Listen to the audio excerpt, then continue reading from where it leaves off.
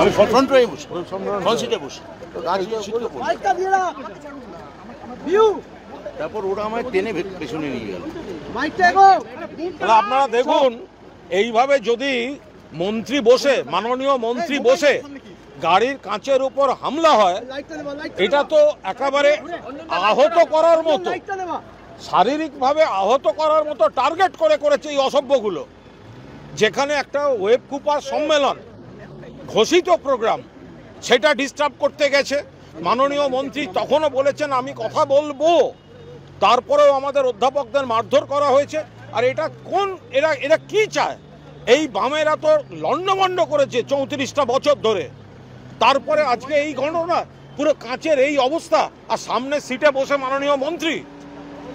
এটা আমি মাননীয় মন্ত্রীকে ধন্যবাদ দেব, অভিনন্দন জানাবো যে তিনি সমস্তটা সংযম দেখিয়েছেন, অভিভাবকের মতো কাজ করেছেন, এবং আমাদের টিম কোনো রকম প্ররোচনায় পা দেয়নি। কিন্তু তৃণমূলের সৌজন্যকে যেন এরা কোনো মতে তৃণমূলের দুর্বলতা না ভাবে। মন্ত্রী গাড়িতে বসে এই কাঁচ এইভাবে ভাঙা হয়েছে, যে কোনো বড় ইনসিডেন্ট হয়ে যেতে পারত। আর সেটা করার জন্য পরিকল্পনা করে, এ তো ছবি বেরোচ্ছে, সব এক এক করে তো ছবি বেরোচ্ছে, এদের চিহ্নিত করা হোক।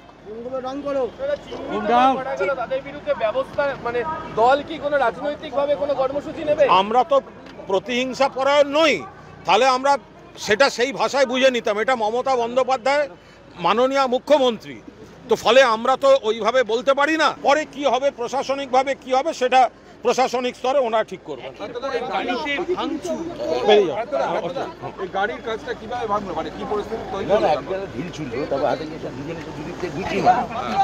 ঘুষি মারাতে এটা পুরোটা ভেঙে গেল। আমার ড্রাইভারের পুরো প্রথমে জামা কাছে ভেঙে গেল, তখন আমার এইটা মারলো। আমার কাছে যখন পুরোটা ভেঙে আমার গায়ে পড়লো, তখন আমার যে পেছনে একজন সিকিউরিটি ছিল, সে আমাকে টেনে পেছনে নিয়ে গেল। এই আর কি। আপনার আরেকটা গাড়িও তো ভাঙচুর করা হয়েছে, পেছনে যে আরেকটি গাড়ি ছিল সিকিউরিটিতে, সেই গাড়িটাও ভাঙচুর করেছে। সেটা ভাঙচুর করেছে, তার চাকা খুলে নিয়েছে, মানে চাকার হাওয়া খুলে নিয়েছে। যাদবপুরের জন্য মুখ্যমন্ত্রী যখন যখন এইট দরকার হয়েছিল, মুখ্যমন্ত্রী সবার আগে যাদবপুরের জন্য স্পেশাল প্যাকেজের ব্যবস্থা করেছিল। যাদবপুরের কোনো যদি ভালো, ওখানে ভালো ছাত্ররা তো সত্যিই তো আছেন, তা তারা যদি ভালো রেজাল্ট করেন, সেটা আমাদের রাজ্যের গর্ব। কিন্তু এরা কারা, কি উদ্দেশ্যে এটা ওরা আজকে এটা ঘটালেন, এটা আমার বোধগম্যতার বাইরে। এটা শিয়ার নুইসেন্স, নৈরাজ্য সৃষ্টি করা ছাড়া এদের আর কোনো লক্ষ্য নেই। একটা ওই কুণাল ঘোষ যেটা বললেন, একটা হতাশ অতৃপ্ত আত্মা, সেই আত্মার দল, যাদের পাশের বাড়িতেও যাদের কাউকে চেনে না, তারা এই সাবসিডি পেয়ে এই ধরনের বিশ্ববিদ্যালয়ে এসে পড়ে সেই বিশ্ববিদ্যালয়ের পরিবেশ নষ্ট করে, একাডেমিক পরিবেশ এটা হতে দেয় না। আপনি পুলিশকে ডেকেছেন? মানে পুলিশ বারবার করে উপাচার্য আমায় বলেছেন পুলিশ ডাকতে সম্মত হয়নি। কেন? আমার মনে হয়েছিল যে এটা আমরা নিজেরাই কথা বলে নিতে পারবো, কারণ তখনও আমি চাইছিলাম যে ওরা আসুন, আলোচনায় বসলে। আমি 4 জনকে ডাকলাম, ওরা বললেন 40 জনের সঙ্গে এসে কথা বলতে হবে। তারপর আমি 15 মিনিট বসলাম যে অন্তত 4 জন বলায় যাতে ওরা রাজি হয়। একজন এসে বললেন না, 40 জনের সঙ্গেই কথা বলতে হবে। ইন্দ্রামিন হাইল উপাচার্য আমায় বললেন, আর প্রফেসর ওমপ্রকাশ মিশ্র বললেন যে চলুন আমাদের গাড়িতে বেরিয়ে যাবে।